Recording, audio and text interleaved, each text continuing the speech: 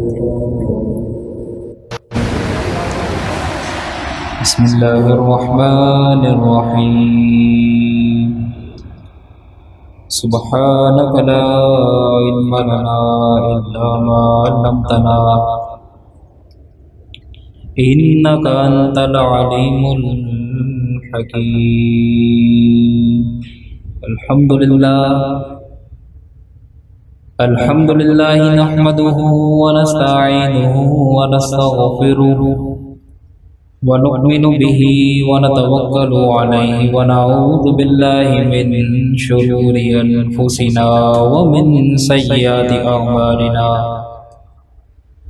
قال الله تبارك وتعالى في القرآن العظيم وفرقان المجيد. بسم الله الرحمن الرحيم. وقل إني أنا النذير المبين كما أنزلنا على المقتسمين إن الله وملائكته يصلون على النبي يا أيها الذين آمنوا صلوا عليه وسلموا تسليما. بآواز بلند درود شریف پڑھنا ہے. اللہم صل علی سیدنا و نبینا و شفیعنا و کریمنا و حبیبنا و محبوبنا و عزیزنا و سندنا و شفاء صدورنا و مولانا محمد معدن الجود والکرم و آلہ و بارک وسلم. برادران ملت، سورہ ہجر کی آیت نمبر 79 میں نے آپ کے سامنے تلاوت کی ہے، اور آج کا جو موضوع ہے وہ قرآن پاک کے مقتسمین کے بارے میں اللہ تعالیٰ نے فرمایا، جنہوں نے قرآن کو تقسیم کرنے کی کوشش کی. اللہ فرماتا ہے وَقُلْ إِنِّي أَنَا النَّذِيرُ الْمُبِينُ. قرآن کو نہ ذرا سمجھ کے پڑھا کریں. جو آیت قرآنیہ کے جو لفظ ہوتے ہیں نا، ان میں اللہ نے ایک تاثیر رکھی ہے. آپ کیا سمجھتے ہیں اگر قرآن کا کوئی لفظ پڑھا جا رہا ہے، یقیناً ہمارے کان اس کو سماعت کرتے ہیں، تو کانوں میں بھی اللہ تعالیٰ ہمارے وہ راز کھلتا ہے جو ہمارے دل و دماغ کو روشن کرتے ہیں. صرف قرآن پاک نہ بھی سمجھے نا، اس کا لفظ سن لیں، اس کی بڑی تاثیرات ہیں. تو اللہ فرماتا ہے وَقُلْ، اے حبیب فرما دیجئے، کہہ دیجئے، انی میں، انا النذیر المبین، بے شک میں ہی صاف ڈر سنانے والا ہوں. اپنے بارے میں لوگوں کو بتائیں. اس کا مطلب اللہ چاہتا ہے کہ حضور صلی اللہ تعالی علیہ وسلم کی ذات والا شان کی معرفت لوگوں کو حاصل ہو. اللہ اپنے حبیب کی پہچان کرانا چاہتا ہے. اللہ چاہتا ہے کہ عالم حضور کو پہچانے، حضور کے اوصاف کو جانے، حضور کی صفات کو سمجھے، حضور کی سیرت کو سمجھے، حضور کی نعت کو سمجھے، حضور کی حیات کو سمجھے، حضور صلی اللہ تعالی علیہ وسلم کی زندگی کے ایک ایک پہلو اور ایک ایک گوشے کو یہ دنیا اور یہ عالم سمجھے اور اپنی نجات کا سامان پیدا کرے. اسی لیے تو فرمایا نا انی انا النذیر المبین، کہ میں ہی ہوں صاف ڈر سنانے والا. یعنی اگر رجوع کرنا ہے تو میری طرف رجوع کرو، کسی اور طرف نہ دیکھو. فرمایا کما انزلنا علی المقتسمین. اب یہ اصل بات ہے. اللہ فرماتا ہے اور اس عذاب سے جیسا ہم نے بانٹنے والوں پر اتارا. مقتسمین کا ورڈ آ رہا ہے. یہ بانٹنے والے کون ہیں؟ آئیے ذرا مفسرین سے پوچھتے ہیں. سب سے پہلے قرآن پاک کے مفسر اول کون تھے؟ صحابی رسول حضرت عبداللہ ابن عباس رضی اللہ تعالیٰ. آپ کو معلوم ہے اللہ کے نبی نے ان کو دعا دی تھی، اے عباس اللہ تمہیں قرآن کا علم عطا فرمائے. جس طریقے سے حدیث کے بارے میں حضور کی دعا حضرت ابو ہریرہ کو ملی.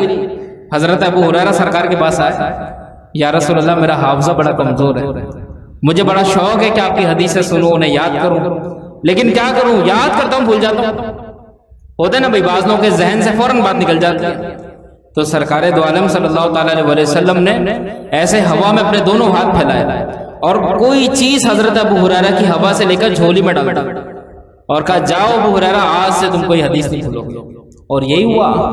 اس کے بعد روایتوں کی ایسی لائن لگائی حضرت ابو ہریرہ نے کہ سلطان الراویین بن گئے، تمام حدیثوں میں سب سے زیادہ حضور کی حدیثیں روایت کرنے والے بن گئے۔ ایسے ہی سرکار دو عالم نے اپنے صحابی عبداللہ ابن عباس کو دعا دی کہ عبداللہ اللہ تمہیں قرآن کا علم عطا فرمائے، تو آپ نے باقاعدہ قرآن کی تفسیر لکھی۔ تو حضرت عبداللہ ابن عباس کہتے ہیں کہ مقتسمین سے مراد یہود اور عیسائی۔ بھائی دنیا میں دو طرح کے مذاہب ہیں، یہ بھی ذرا سمجھ لیں۔ دنیا میں دو طرح کے لوگ پائے جاتے ہیں، بلکہ تین طرح کے۔ ایک وہ ہے جو کسی خدا کو مانتے ہی نہیں ہے، ایسے بھی لوگ ہیں دنیا میں، نہ کسی خدا کو مانتے ہیں، نہ کسی مذہب کو مانتے ہیں، نہ کسی خدائی طاقت کو مانتے ہیں۔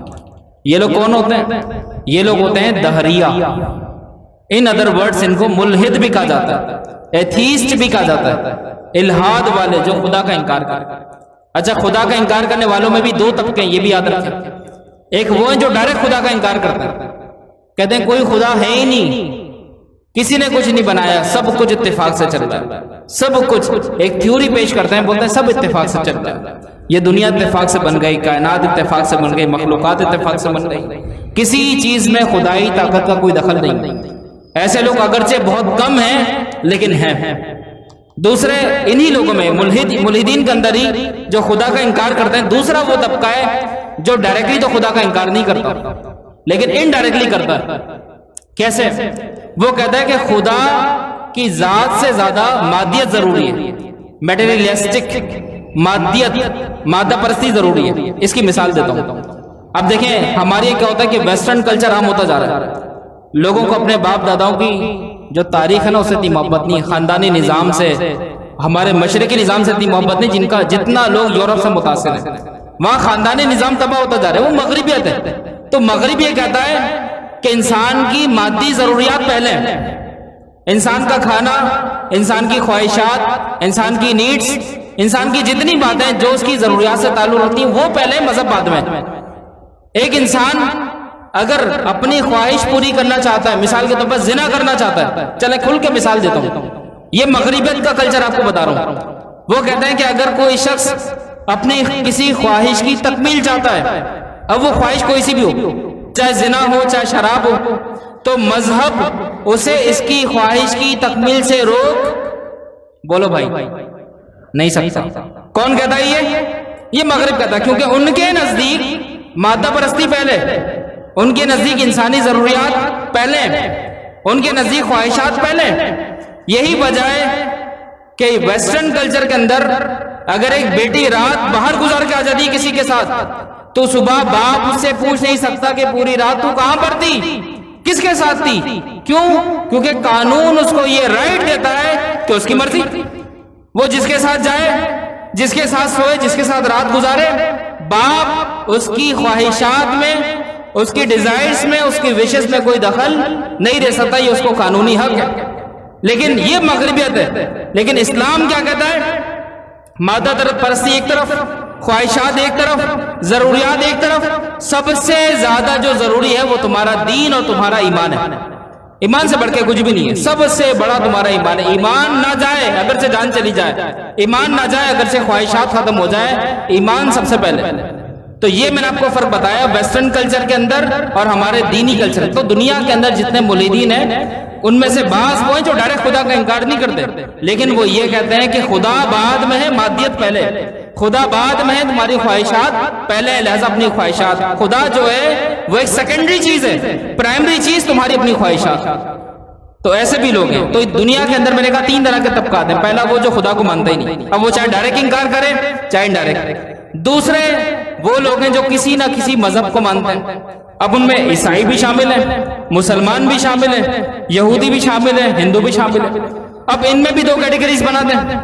اب مذاہب میں بھی دو تقسیم ہیں، ایک وہ جو الہامی مذاہب ہیں اور ایک وہ جو غیر الہامی مذاہب ہیں۔ اب یہودی، عیسائی، مسلمان یہ الہامی مذاہب، اگرچہ اب جو یہودیت ہے وہ تحریف شدہ ہے، اب جو عیسائیت ہے وہ تحریف شدہ ہے، لیکن ہے الہامی مذاہب۔ یہ اس بات کو مانتے ہیں کہ وحی نازل ہوتی ہے جس سے انبیاء کو ہدایت کی جاتی ہے، اس کے بعد انبیاء امتوں تک پیغام پہنچاتے ہیں۔ غیر الہامی کون ہوئے؟ ہندو مت، بدھسٹ اور جتنے بھی مشرکین ہیں، یہ ستارہ پرست ہیں، یہ پارسی ہیں، یہ سب غیر الہامی ہیں۔ تو یہ میں نے آپ کو تقسیم بتائی. لیکن جھگڑا کہاں پہ ہوا؟ اللہ نے یہاں جو مقتسمین فرمایا وہ کسے فرمایا؟ تو حضرت عبداللہ ابن عباس کہتے ہیں کہ مقتسمین اللہ نے یہودیوں کو اور عیسائیوں کو فرمایا. کیوں؟ کیا وجہ تھی؟ اس کی وجہ یہ تھی کہ یہودیوں نے جو قرآن پاک کی آیتیں ان کے موافق تھیں ان کو تو اڈاپٹ کر لیا، ان کو تو لے لیا کہ بھئی یہ تو صحیح ہے، لیکن جو ان کے اگینسٹ تھی ان کو انکار کر دیا. یہی کام عیسائیوں نے بھی کیا.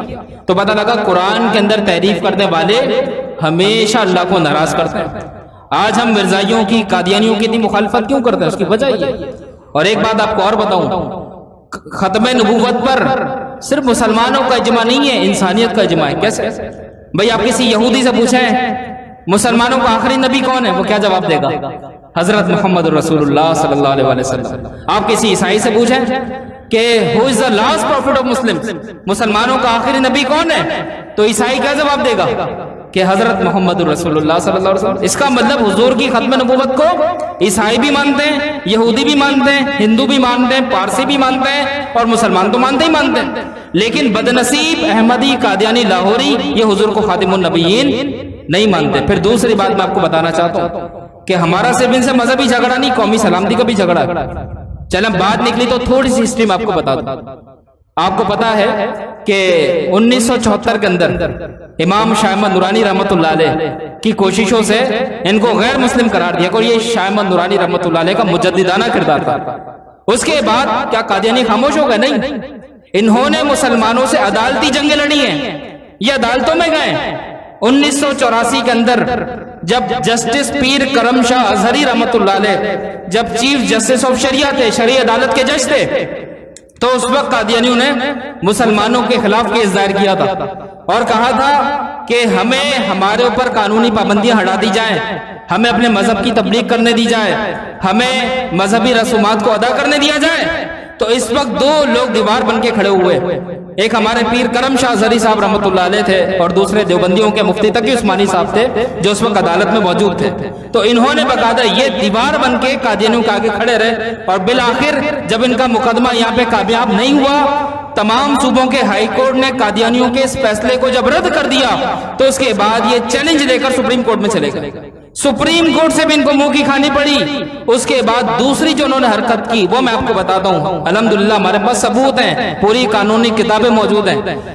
اس کے بعد قادیانی جب یہاں پر مقدمہ ہار گئے تو اقوام متحدہ UNO اس کا ڈپارٹمنٹ ہے، انسانی رائٹس، ہیومن رائٹس کا ڈپارٹمنٹ ہے، وہاں پر احمدی قادیانی ہمارے ملک پاکستان کے خلاف کیس لے کر پہنچ گئے اور کہا کہ پاکستان میں ہمیں آزادی نہیں ہے، ہم پر ظلم کیا جاتا ہے، ہم پر ستم کیا جاتا ہے.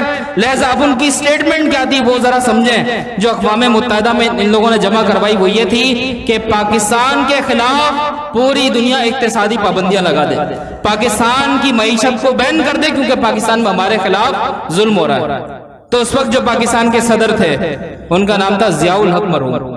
تو انہوں نے پیر کرم شاہ اظہری صاحب رحمۃ اللہ علیہ کو بلایا، اور اس وقت ایک عالمی کانفرنس ہونے والی تھی جنیوا کے اندر. وہاں پر مسلمانوں کو موقع تھا کہ اپنے موقف کی تائید کریں. تو صدر ضیاء الحق صاحب نے جسٹس پیر کرم شاہ اظہری رحمۃ اللہ علیہ کو جنیوا کی کانفرنس میں بھیجا اور کہا وہاں پر جا کر آپ یہ کیس لڑیں اور قادیانیوں کے خلاف بات کریں. پھر پیر کرم شاہ اظہری رحمۃ اللہ علیہ وہاں پر گئے اور عالمی سطح پر آپ نے احمدیت قادیانیت کے خلاف وہ دلائل دیے کہ اس کے بعد 1987 میں سلامتی کونسل نے بھی کہہ دیا کہ قادیانیوں کے خلاف پاکستان نے جو قانونی کارروائی کی وہ بالکل ٹھیک تھی. یعنی وہاں سے بھی ان کو منہ کی کھانی پڑی. آپ ذرا دیکھیں اس کے بعد بھی بس نہیں چلی. چلے ایک بات میں اور آپ کو اور بتا دوں، بات نکلی ہے تو آپ کو یاد ہوگا کہ 2017 میں یہ لوگوں کو شعور دینا کہ یہ اسلام کے کتنے بڑے دشمن، کیونکہ مقتسمین کی بات چل رہی ہے. مقتسمین میں صرف یہودی عیسائی نہیں آتے بلکہ احمدی قادیانی بھی آتے ہیں. تو آپ کو یاد ہوگا 2017 میں نریندر مودی نامی شخص جو انڈیا کا انتہا پسند ہندو ہے وہ اسرائیل کے دورے پر گیا. اب آپ کو صحیح بات بتا رہا ہوں. تو وہاں پر اس کا استقبال کرنے والوں میں ایک شریف نامی شخص تھا. آپ کو معلوم ہے وہ کون تھا؟ وہ شریف نامی شخص قادیانی تھا. پھر اسرائیل کے صدر نے نریندر مودی کو اس کا تعارف کرایا کہ یہ شخص ہی از احمدی اور یہ قادیانی ہے اور آپ سے بڑی محبت کرتا ہے، تو نریندر مودی نے اس کو گلے لگایا اور اس کی بڑی تائید کی۔ تو اس کا مطلب مسلمانوں کے خلاف اور ختم نبوت کے خلاف ان دینوں کا اتحاد ہے، یہودیوں کا، ہندوؤں کا اور قادیانیوں کا اتحاد ہے۔ پھر ایک بات آپ کو اور بتا دوں بھائی، دیکھیں کاپی رائٹ کا مسئلہ آ جاتا ہے۔ ایک مشہور کمپنی ہے نیسلے، اگر کوئی شخص اپنے گھر میں فلٹر لگا لے اور فلٹر کے ذریعے بوتلوں میں پانی بھرنا شروع کر دے، اس پہ نیسلے کا لیبل لگا دے، تو یہ بتائیں کیا ہوگا؟ یقیناً وہ کمپنی آپ کے خلاف کیس دائر کرے گی، وہ یہ کہے گی بھائی ہماری کاپی رائٹ کر رہا ہے، کاپی رائٹ لاس کے خلاف ہے یہ بات۔ تو ایک شخص جو مسلمان ہے ہی نہیں، جو ختم نبوت کو مانتا ہی نہیں، اب اگر وہ دنیا بھر میں چیخ چیخ کے کہے کہ آئی ایم دا مسلم، میں مسلمان ہوں، میں مسلمان ہوں، تو مسلمانوں کا قانونی حق ہے کہ وہ اس کے خلاف کارروائی کریں۔ ایران کے اندر 19ویں صدی میں ایک مذہب پیدا ہوا جس کا نام تھا بہائی مذہب، اور یہ پاکستان میں بھی ہے، ہندوستان میں بھی، دنیا میں ان کی بہت چھوٹی چھوٹی کمیونٹیز ہیں بھائیوں کی۔ اب ان کی تاریخ بھی ذرا سمجھیں کیونکہ ان کا مسئلہ بھی وہی قادیانیوں والا ہے۔ تو ایران کے اندر 19ویں صدی میں حضرت امام مہدی کی تلاش بہت تیز زور پکڑ گئی، اور ایرانیوں کا یہ عقیدہ تھا کہ امام مہدی آ چکے ہیں، ہم ان کو تلاش کرنا چاہیے۔ تلاش کرتے کرتے ان میں ایک شخص تھا جس کا نام تھا مرزا حسین علی نوری۔ اس شخص نے مہدیت اور نبوت کا دعویٰ کر دیا، تو ایرانیوں نے اپنے آپ کو اس سے علیحدہ کر لیا اور اس کے فالوورز علیحدہ ہو گئے۔ تو انہوں نے یہ بات کہہ دی کہ بھائی ہم اپنے آپ کو نبی تو کہتے ہیں، مرزا حسین نوری نے بات کہی، نبی تو کہتے ہیں لیکن اپنے آپ کو مسلمان نہیں کہیں گے، ہمارا اپنا مذہب ہے، آج سے دنیا میں ہماری شناخت بہائیوں کے نام سے۔ تو بہائیوں پر کوئی حملہ نہیں کرتا، ان کے خلاف کوئی تحریک نہیں چلی، ان کے خلاف کوئی کمپین نہیں چلی۔ کیوں نہیں چلی؟ کیونکہ ان سے ہمارا مسئلہ ہی نہیں، وہ سیدھا سیدھا اپنے آپ کو مسلمان کہتے ہی نہیں، تو اس وجہ سے ہمیں ان سے کوئی مسئلہ نہیں۔ لیکن مرزائیت چونکہ مسلمانوں کے لیے خطرہ اس لیے ہے، یہ اپنے آپ کو مسلمان کہتے ہیں، یہ اپنے آپ کو اسلام سے جوڑتے ہیں، تو ہر مسلمان پر لازم ہے کہ ان کا رد کرے۔ تو یہ بھی مقتسمین میں شامل ہے۔ تو خیر دوسرا جو قول مقتسمین کے بارے میں وہ تفسیروں میں یہ درج ہے کہ مقتسمین سے مراد مشرکین ہیں۔ مشرکین قرآن پر الزامات لگاتے تھے، کوئی کہتا تھا یہ قرآن حضور نے اپنی طرف سے بنایا، کوئی کہتا تھا یہ قصے کہانی اور افسانے ہیں، کوئی کہتا کہ یہ اللہ کا کلام نہیں ہے۔ اور تیسرا جو قول ملتا ہے وہ یہ ملتا ہے کہ مقتسمین سے وہ 12 لوگ مراد ہیں۔ کون سے 12 لوگ؟ وہ 12 لوگ جو حج کے زمانے میں مکے کی گلیوں میں کونے میں کھڑے ہو جاتے تھے، اور ان کا جو لیڈر تھا وہ ولید بن مغیرہ تھا۔ ولید بن مغیرہ نے ان کو مامور کر دیا کہ جو لوگ حجاج مکے میں آئے تم ان سب کے سامنے جا کے یہ کہنا کہ نبی کریم صلی اللہ تعالی علیہ وسلم اللہ کے نبی نہیں ہیں، وہ جھوٹ کہتے ہیں، وہ اللہ کے نبی نہیں ہیں۔ اب یہ 12 لوگ مکے کے رستوں میں کھڑے ہو جاتے، جو بھی آتا اس کو یہ پکڑ پکڑ کے کہتے ہیں کہ اللہ کے نبی محمد رسول اللہ یہ اللہ کے رسول نہیں ہے، لہذا ان سے بچنا، ان کے قریب نہ جانا۔ اب وہ نئے مہمان جو حج کرنے کے لیے آتے تھے، جب یہ حرم شریف میں داخل ہوتے، یہ ساری باتیں سننے کے بعد تو پلاننگ کے تحت ولید بن مغیرہ حرم شریف کے پاس بیٹھ جاتا، تو لوگ اسے سردار سمجھتے تھے۔ پھر وہ نئے لوگ آ کے سے پوچھتے ہیں کہ بھائی ہم نے مکے کے رستے میں ایسی ایسی خبریں سنی ہیں، آپ اس بارے میں کیا بولتے ہیں؟ تو یہ کہتا کہ تم نے بالکل صحیح سنا، تم نے بالکل صحیح سنا، محمد صلی اللہ علیہ وسلم سے اپنے آپ کو بچانا، کیونکہ جو ان سے مل لیتا ہے وہ ایسا جادو پڑھتے ہیں وہ انہی کا ہو جاتا ہے۔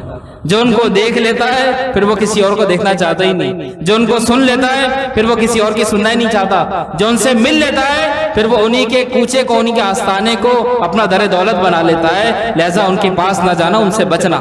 تو بالآخر یہ 12 لوگ مقتسمین میں مراد ہیں۔ اب ان کا کیا انجام ہو؟ اللہ فرماتا ہے الذین جعلوا القرآن عضین، اللہ فرماتا ہے کہ جنہوں نے کلام الہی کو بدل دیا، کلام الہی کو بدلنے کی کوشش کی۔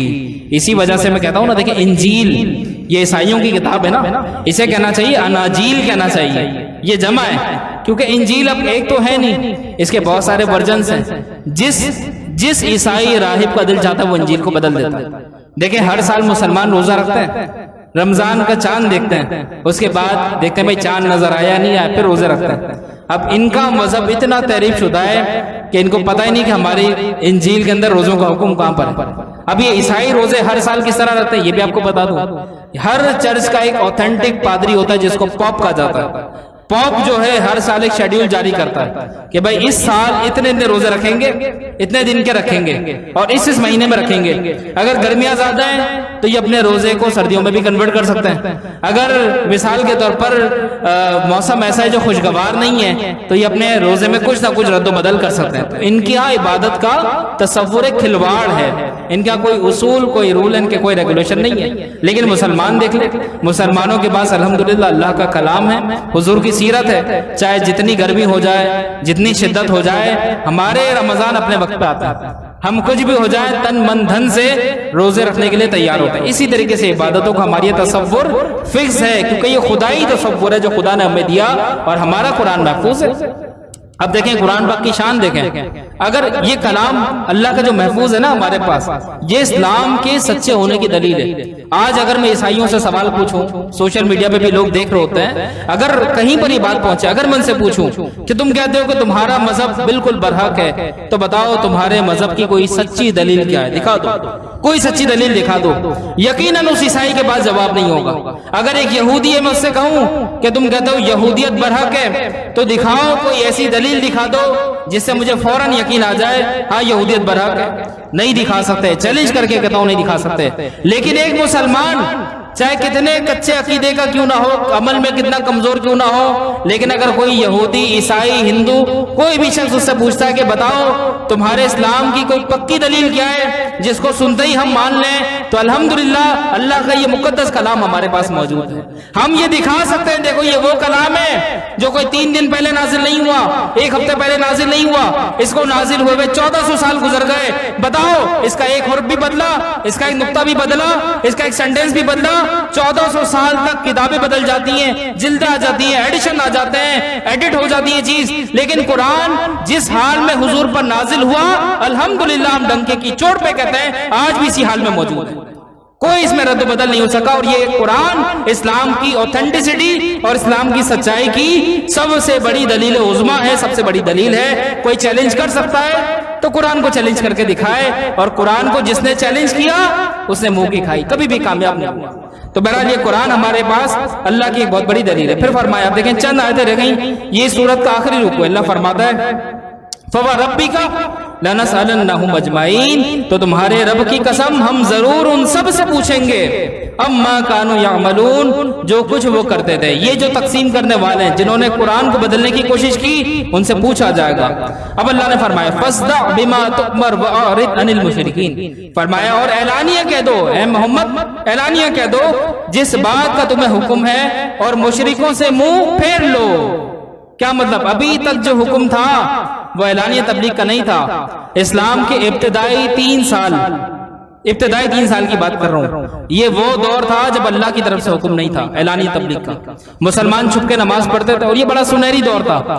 اس میں ہمیں السابقون الاولون ملے، اسی دور کے اندر ہمیں حضرت ابوبکر صدیق ملے، اسی دور کے اندر ہمیں عمر فاروق اعظم ملے، اسی دور کے اندر عثمان ذو النورین ملے، اسی دور کے اندر زید بن حارثہ ملے، اسی دور کے اندر حیدر کرار مولا مرتضیٰ ملے، اسی دور کے اندر خدیجۃ الکبریٰ ملی۔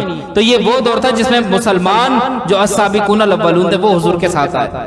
اس کے بعد حضور علیہ السلام تبلیغ کرتے رہے، اس کے بعد یہ آیت نازل ہوئی وَأَنذِرْ عَشِيرَتَكَ الْأَقْرَبِينَ، اپنے گھر والوں کو ڈرائیں۔ تو حضور علیہ السلام نے کوہ صفا کی پہاڑیوں سے اسلام کا قریش کو پیغام دیا، انہوں نے جھٹلایا۔ اب بالآخر یہ آیت نازل ہوئی، اے محمد اب ڈرنا نہیں ہے، چھپنا نہیں۔ حضور تو پہلے بھی نہیں ڈرے، لیکن حکم یہ کہ مسلمانوں کی وجہ سے خوف نہیں رکھنا، ان کو کوئی نقصان نہیں ہوگا، اب اعلانیہ تبلیغ کرو اور جتنے مشرکین ان سے منہ پھیر لو۔ اب اللہ کے نبی نے مکے کے گلی کوچوں میں مشرکین کے بتوں کے خلاف آواز لگانا شروع کی اور کہا کہ تمہارے خدا جو پتھر ہیں یہ جھوٹے ہیں، ان کا کوئی سر پیر نہیں ہے، ان کی عبادت جائز نہیں ہے، ان کی عبادت کرنا شرک ہے، اگر کوئی خدا کی ذات ہے تو وہ اللہ رب العزت کی ذات ہے۔ اس میں بڑی تکلیفیں بھی ہوئیں، لیکن بالآخر مسلمان استقامت کے ساتھ اس پر قائم رہے۔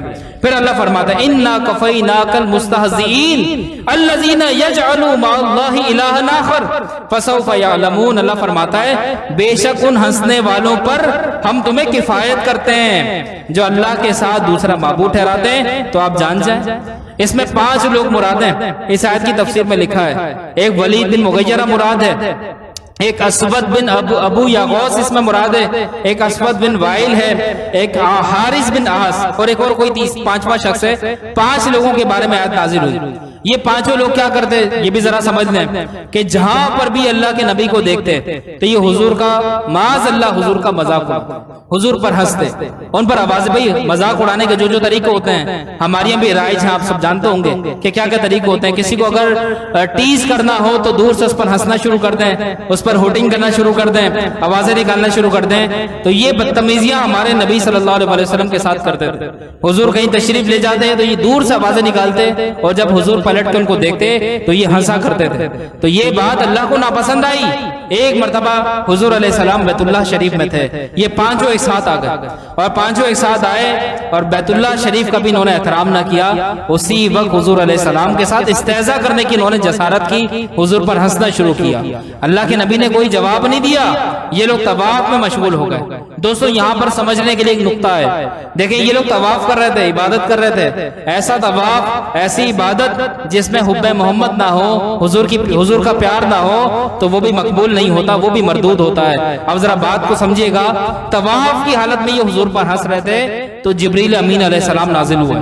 اللہ کے نبی کے سامنے جبریل امین علیہ السلام نے چند اشارے کیے، ولید بن مغیرہ کی پنڈلی کی طرف اشارہ کیا، یہ اسود بن یغوث کی آنکھوں کی طرف، سر کی طرف اشارہ کرا، ایک کے پیٹ کی طرف اشارہ کرا، ایک کے چہرے کی طرف اشارہ کرا، اور اللہ کے نبی سے فرمایا کہ یا رسول اللہ یہ جتنے بھی بدبخت ہیں جو آپ کا مذاق اڑاتے ہیں، جو جسارت کرتے ہیں، انشاءاللہ ان کا انجام برا ہوگا۔ اور اس سے پہلے حضور علیہ السلام نے ان میں سے ایک شخص جس کا نام تھا اسود بن یغوث، اس نے حضور کو اتنا ستایا کہ ایک مرتبہ میرے نبی کی زبان مبارک ہل گئی اور حضور نے اس کے حق میں دعائے ضرر فرما دی اور کہا کہ اللہ تجھے اندھا کر کے مارے۔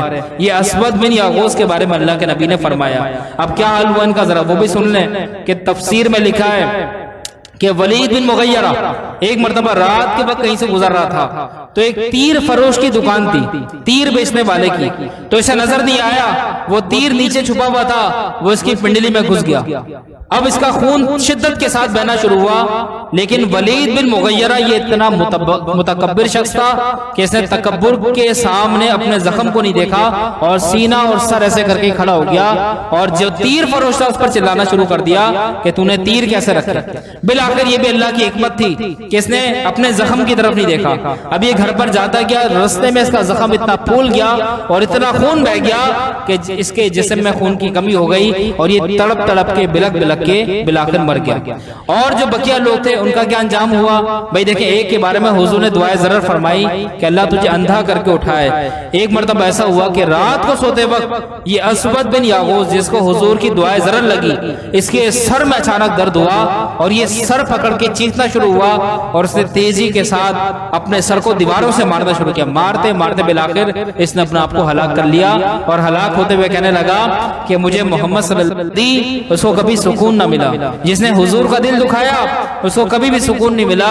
تو اگر ہم خوش رہنا چاہتے ہیں، اگر ہم اپنی نجات چاہتے ہیں، اگر ہم چاہتے ہیں کہ ہم سے اللہ بھی راضی ہو جائے، رسول کے میں رہو۔ اب انسان ہر وقت تو اللہ کے ذکر میں نہیں رہ سکتا، بھائی انسانی حاجات بھی ہیں، ضروریات بھی ہیں، انسان کو زندگی میں کاروبار بھی کرنا ہے، نوکری بھی کرنی ہے، گھر والوں کو بھی دیکھنا ہے، اپنے سارے کام کرنے ہیں، تو ہر وقت اللہ کا ذکر کیسے کریں؟ How is that possible? کس طرح کریں؟